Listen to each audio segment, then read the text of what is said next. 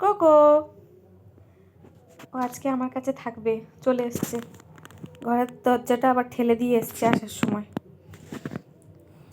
আর এসে এখানে শুধু দুটো হাত তুলে খাটের উপরে রেখে দিয়েছে, বিছানা চাদর টাদর সব সরিয়ে দিয়েছে।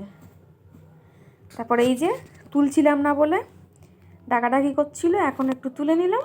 এই যে আমার পায়ের কাছে শুয়ে পড়েছে। ওর ওর জায়গা সব সময় ও খুঁজে নেবে। Cocoa, cocoa, cocoa, good night বলে দাও, গুড নাইট বলে দাও সোনা, গুড নাইট বলে দাও। আজকে বাড়িতে যখন কেউ ছিল না, ছোটো কাকা সন্ধেবেলাতে পকোড়া কিনে এনেছিল। সেই পকোড়াটা ঘরের মধ্যে ঝোলানো ছিল, পুরো সেই পকোড়াটা পুরো খেয়ে নিয়েছে, 200 গ্রাম পকোড়া। গুড নাইট বল, ওর অবস্থা আজকে খুব খারাপ। গুড নাইট বল, গুড নাইট।